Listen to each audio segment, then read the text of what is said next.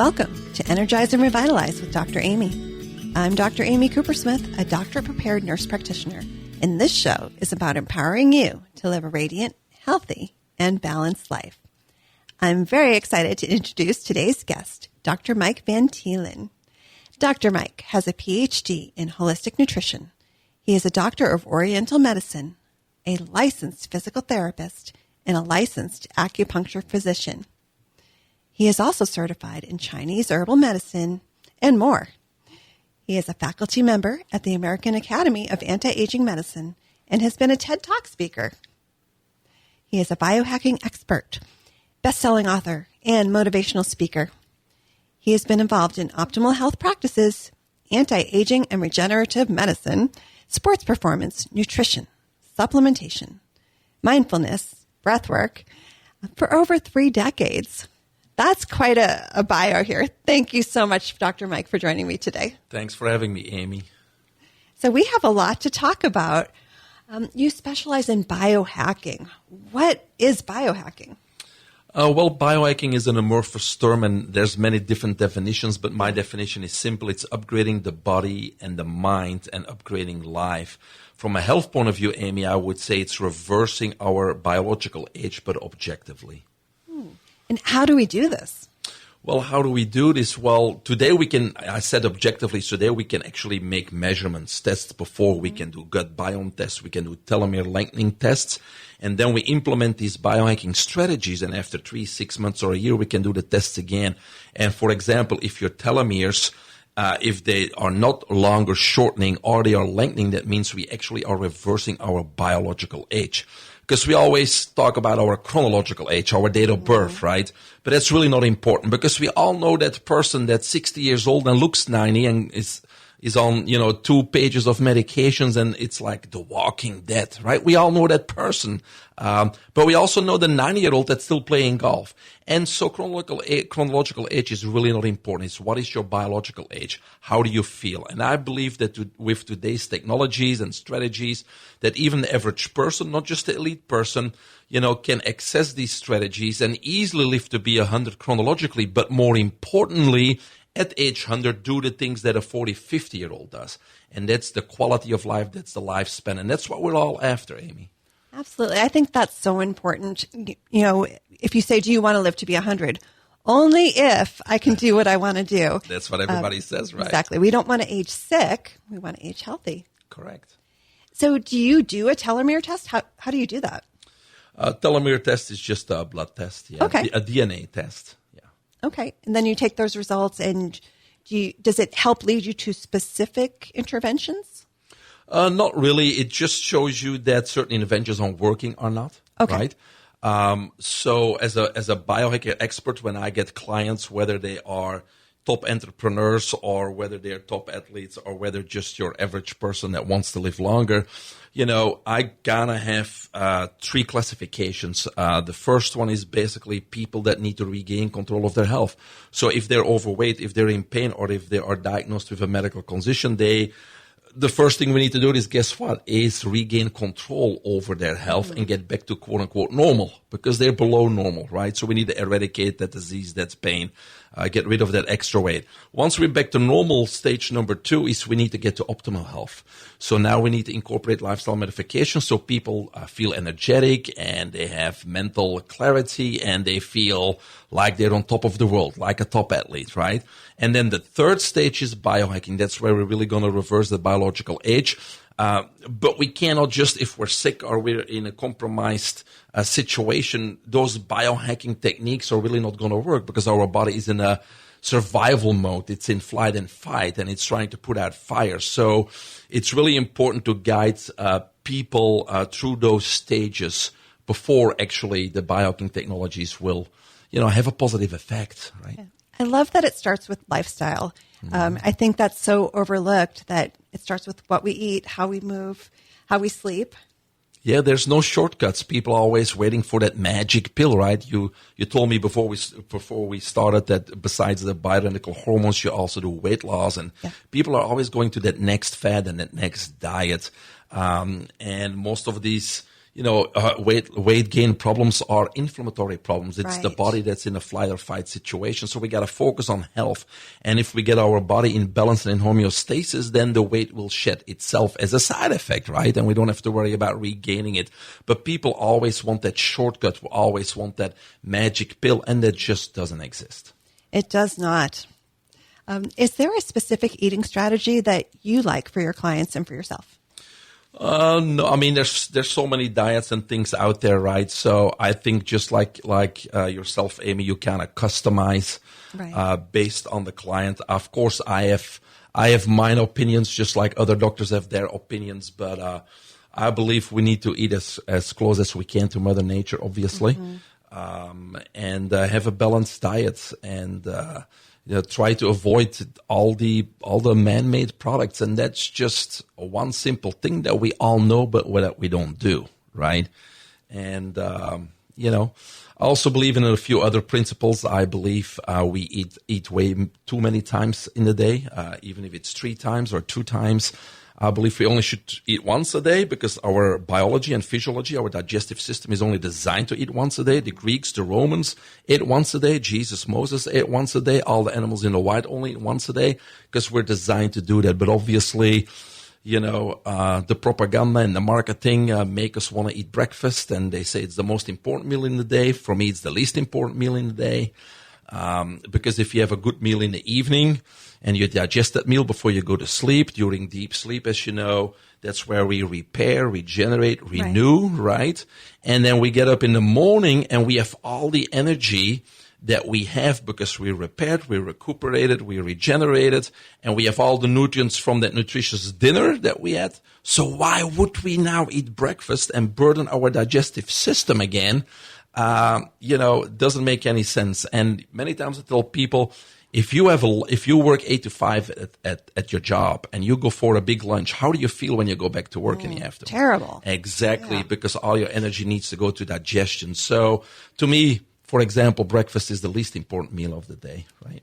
Interesting. I've been reading a lot about intermittent fasting, but also fasted workouts. So you get up, let's say you work out in the morning. There's been a lot of evidence that shows that working out before you have anything in your system is actually, you'll get better results from that. Yeah, I do it all the time.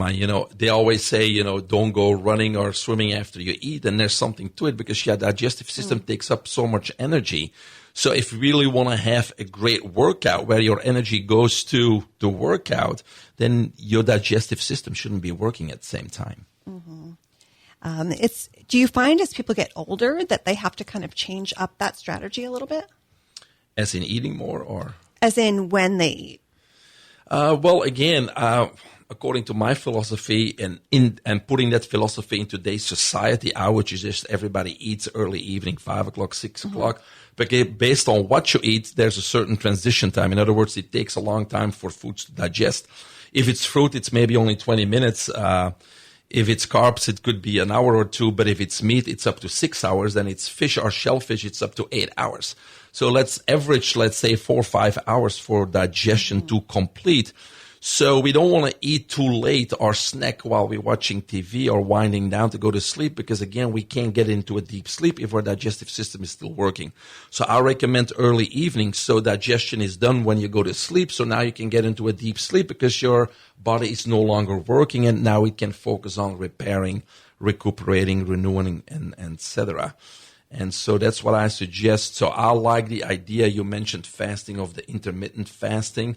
Is have a window of like 6 hours during the day where you eat and the rest you're basically fasting. Yeah, I like that. Do you feel that people have to get used to that way of eating? Or Well, yes, it's a habit, right? The problem is with us, we are addicted to food. It's not regarded an addiction, but we certainly are. And I think there's a big confusion between hunger and appetite, right? We cannot distinguish between those two anymore. For example, let's say you have a big breakfast and you go to work and somebody brought in donuts and you smell the warm Krispy Kreme donuts.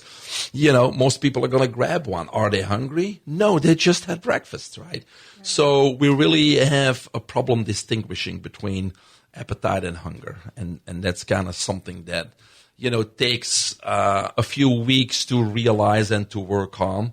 And I think also if you eat bad food like that donut that we just mentioned, after you eat and it's digested, you're going to be hungry again because the body is looking for certain nutrients like vitamin C, omega-3, etc.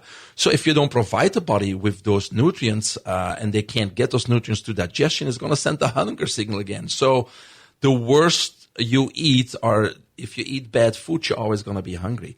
But like myself, if you take high-quality supplements, if you juice, and if you eat rather healthy, then you don't have to eat as much because your body gets the nutrients it needs and it's not going to send out that hunger signal on a constant basis. Quality over quantity. That's right, always. So you've mentioned sleep a couple times. Are there certain things you do besides the eating timing to address sleep? Yeah, I mean, we like to call it in our circle sleep hygiene, right? So we got to find a formula for our clients and ourselves to get into a deep delta sleep and get enough REM sleep, because that's where our body does that recovery, regeneration, renewal, and repair. So, we work with clients to kind of get what I call a power routine. So I have a morning routine, evening routine, a dream routine, and a biohacking routine, right? But we're talking about the evening routine, and so we gotta figure out what works for you so you can get in deep sleep. And to give a few examples, the first one we already discussed: don't eat or snack too close to your bedtime, because then you're not going to be able to get in deep sleep because your body's still digesting. Another thing is a lot of people are worrying, right? Their mind is going, I gotta go drop my kids off here. I gotta go pick this up. I have a meeting. I don't even know what I'm going to say because I'm not prepared. And so your mind keeps going 1,000 directions when you're finally down in bed. And so in order to avoid that, what I do is I do a 60-second visualization before I go to sleep. So I visualize my next 24 hours. And at each point of contact, I make the right decisions and I know what I'm going to do. So by doing that, when I go to bed, I don't have to worry about the next 24 hours because I already made those decisions and I already know what I'm going to do. And so that helps me wind down my mind when I go to bed. Right. That's fabulous because everybody has a minute. So you take that minute and get it all out now, and then it's sleepy time. So what do you do after that minute? What do you do? Well, no, it's a whole routine. First of all, I make sure that after a certain time, and usually for me it's about 7:30, that I don't do any business anymore. No more phone calls, no more emails, because you need to start winding down. I try not to watch TV, especially not stimulation. We want to wind down, so you don't want to stimulate, right? You could read something. You could do a podcast if you want to learn something. I think those are good things. And then slowly, again, we like to do, my girl and I, we like to do either some breath work or some meditation. And then, we brush our teeth, drink some water, and do our visualization and go to sleep. Yeah, so it's kind of a routine, and sometimes you got to kind of modify certain things until you know, this works. I fall asleep quickly. I have a deep sleep and I wake up rested. And that's the key, right? You don't have to even measure this. If you feel up, ready to go, guess what? You had a good sleep. But unfortunately, most of us, they go like, I wish I could stay in bed longer. I still feel tired. I don't want to get up. And that means you need to work on that sleep hygiene and that routine before you go to sleep. I think it's great that you found the routine that works for you.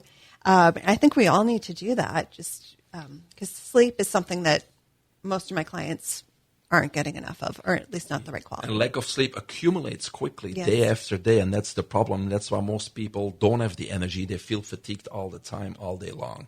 Yep. So yes, it's about nutrients, but it's really finding a way to get that recovery during the night. I'm going to have you hold that thought. We're going to pause for a break from our sponsor. You're listening to Energize and Revitalize with Dr. Amy. Don't go anywhere. We'll be right back.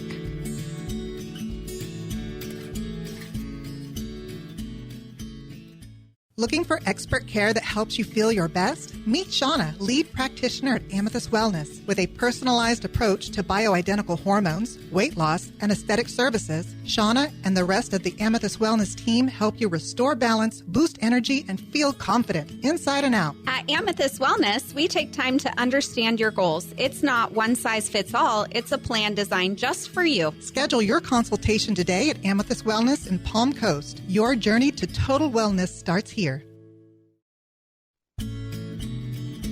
Welcome back to Energize and Revitalize with Dr. Amy. I'm Dr. Amy Coopersmith, and my guest today is Dr. Mike Van Deelen. Before the break, we were talking about various aspects of biohacking.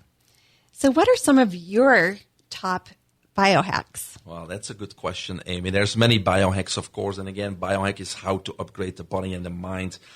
I would say today, and a lot of people may be surprised, number one is learning to breathe properly.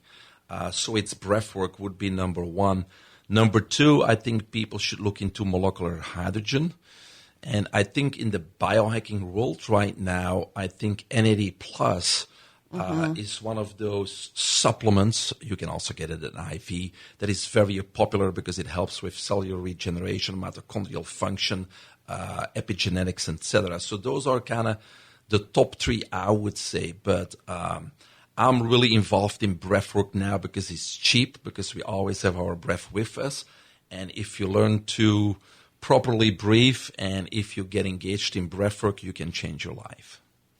How does breath work change your life? Good question. Well, first of all, I think there's many benefits to breath work, but to start, especially for the listeners, most of us don't even know how to breathe because we're what we call mouth breathers or chest breathers, right? And so the mouth is actually designed to talk, which we're good at, and it's also designed to eat. But the thing in the middle of our face, the nose, is actually designed to breathe. So a normal breath, and most people will be surprised to hear this, is 5 counts in through the nose and 5 counts out through the nose. So we don't use the mouth. Now, the reason why we breathe in through the nose is because in our sinus cavity, there's actually nitric oxide. And so when we breathe into the nose, we capture that nitric oxide, which is a vasodilator, which pushes that oxygen much deeper into the lower lobes of the lungs, into our tissues and in our cells. And our nose also is smaller, right? It's a smaller passageway, so it forces that, it's more pressure and forces it deeper into our tissues. And then we exhale through the mouth. But think about this, Amy. If we breathe in 5 counts in and 5 out, we're only going to take about 5.5, 6 breaths per minute. Right now, most people breathe in 16 to 20 times through the mouth. Right. So it would increase our efficiency by 300%. And that's why I think it's one of the number one biohacks, because you will be much healthier if you increase oxygen efficiency, and you will live much longer. Because there's something that's called CO2 tolerance. Because everybody thinks, oxygen is the most important to live. Of course we need oxygen. How long can we hold our breath without oxygen? Not too long, right? But oxygen is not going to be absorbed if there's no exchange with CO2. Right. In order for oxygen to get into the cells, there needs to be exchange with CO2. So I'm here to say that CO2 is probably the most important gas or molecule in our body, because if we increase our tolerance to CO2, we increase the oxygen efficiency and live much longer. So how do we increase CO2 tolerance? It's basically holding your breath. So many times in breath work, we do breath holds. We can hold our breath after we exhale. For example, in box breathing, which many people may have heard of, we inhale 4 counts. We hold our breath 4 counts, we exhale 4 counts, and then we hold again 4 counts. So between in and exhalation, we have breath holds, and that's how we increase the tolerance of CO2 in our body, right? And that's how we increase oxygen efficiency. So for the listeners, start to just practice, even if you're driving. It doesn't matter where you are, you always have your breath with you. Start to breathe in through the nose 5 counts, out through the nose 5 counts, and get comfortable with that. So I think the first benefit would be increasing your health and living longer, longevity, if you learn how to utilize that oxygen properly. The other thing is most of us live in what we call a flight or fight. We're always in sympathetic, right? We're always stressed, we're anxious, and that's the majority of people in today's society. So the breath is the only part of the autonomic nervous system that we can control, right? Autonomic nervous system meaning our heart, digestion. It works by itself. We don't have to think about it. We breathe without thinking about it too, but we can control it, right? We can alter it. So with our breath, we easily can go from a stressful situation, flight or fight, back to our parasympathetic system, which is rest and digest. If you're too long in sympathetic, you're going to create disease. Absolutely. If we get into parasympathetic, that's where we heal, right? So with a simple breath, people can go from sympathetic to parasympathetic.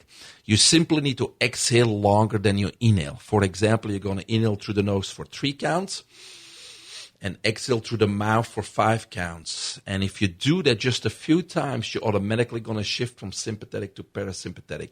So the breath is the bridge between all the nervous systems. So when you're under a stressful situation, so you're driving, someone cuts you off, you feel your heart rate go up, you do that technique where you do the breathing, and that's going to bring it back down and allow you to very quickly, usually in 3 to 5 breaths, your nervous system shifts from that sympathetic into that parasympathetic, from stress to calm. Right. And that's something really simple somebody could do right there in the moment. Yes, or when your boss yells at you, or somebody says something, just walk away, do a few of those breaths, and don't let it affect you. You can go from a stressful situation back to a restful situation. Absolutely. I can feel that. You know, most of our clients are awesome at Amethyst, but once in a while, there's something difficult I have to deal with, and I feel my heart rate go up. And so I take a moment and I do that, just like, okay. Yeah, and then exactly. bring it back down, and then you can deal with things. We humans, animals cannot do this, but we are in control of our nervous system. We are in control of our central nervous system, autonomic nervous system, and somatic nervous system. And the breath is the bridge between all those nervous systems. So there's techniques that you should look into and learn, because you can control the vagus nerve and all the nervous systems. So that would be the second purpose or benefit of breathwork. The third one is going a little bit deeper, because we can actually release trapped emotions that are in our body. Most of us from childhood, from things that happen to us. And when we say trauma, most people think, it needs to be something major. No, trauma could be something like you were in 5th grade or in 3rd grade, and the teacher asked you a question and you didn't answer it right, and somebody laughed at you, right? So we don't perceive that as a trauma, but our subconscious are going to, attach a belief system to that, and there's going to be a program running in the back of your mind that's going to kind of basically form your habits and form your character and personality as you grow up. And so what we can do with breath work is we can release trapped emotions in the body. Right now in conventional medicine, we go to what? We go to a psychiatrist or a talk therapist, and we talk things out. And we can talk about those events and traumas for hours and hours and hours, but it's not going to make anything better unless we release the emotion that's attached to that memory, right? And many times we make it worse because we're reliving the trauma. And we basically get addicted to that emotion. And that's why we want to tell our story all the time, right? It's kind of an addiction to that bad emotion. But neuroscience now shows that 50% of the story that we tell is just made up, because our prefrontal cortex does not communicate with our limbic system where the emotion is stored. And so we don't have the facts, and we make up a story that we believe, but it's not 100% true. And then we relive that story. That's not even our true story. And so what we need to do is we need to stop going to those talk therapists, in my opinion. And we need to, because that's a top-down approach, meaning, using the mind, which has many, many filters to try to get to a solution. What we need to do is what we call somatic release, or somatic therapy, or somatic breathing. Soma means body. Mm-hmm. With the mind, we can suppress many memories and many things, right? But our body has all that information. Our body doesn't forget. So with somatic breathing, what we do is we activate the oxygen in our body. We have the emotions coming to the surface, and then we release those emotions without having to reliving that trauma or that past. So we do a lot of somatic breath work to release emotional trauma that frees up a lot of energy and space in people's body. So that will be a third application. Does the person have to know what the trauma was? No, not at all. Okay. Not at all. Many times what happens is, and we just had a session in Ormond Beach, like this past Sunday, and we'll almost have them every week. People don't know, but they love it because we don't have to relive it. We don't have to go by it. We just are doing the breath work. And then they may just cry. They may laugh. They may just be peaceful. They may just scream it out, whatever it may be, whatever the body tells them to do. But it comes with an enormous relief because the emotion's gone. See, if you have a memory without the emotion, that's wisdom. But if you have a memory with an emotion, that emotion is toxicity in your body, right? And so there's survival loops that run in your subconscious mind all the time that override your conscious intentions. And so many people are stuck in a vicious cycle in life. And in order to get out of that, we need to release those emotions. So would you say anybody who's maybe not achieving what they want in their lives should go to a breathwork workshop and kind of explore that? I would say yes. I would say yes for sure. Well, good. Well, how do we find these workshops? Well, I have a company called Limitless Lab. So my website is limitlesslab.live, Live, and you can go to the 90 Breathwork page. And so we have in-person workshops and in-person journeys, as we call them. But we also have those online through Zoom, so people all over the country can join us. Wonderful. I think everyone should check that out. And also on your website, you've written many books. So I was able to check out a couple of them, but I think people should check out your books too, because there's so much that we didn't talk about today and we'll have to bring you back for another episode. That sounds good, Amy. Thank you so much for being here today. You're welcome. And thanks to our listeners for tuning in to Energize and Revitalize with Dr. Amy. If there are topics you would like to hear about, please send an email to radiantpodcast2025@gmail.com. Check out past episodes on Amethyst Wellness YouTube, and please like and subscribe. I'll be back next Saturday morning at 7:30 with more expert insights and practical strategies to help you live your healthiest and most energized life. Until then, stay healthy, and here's to your best life.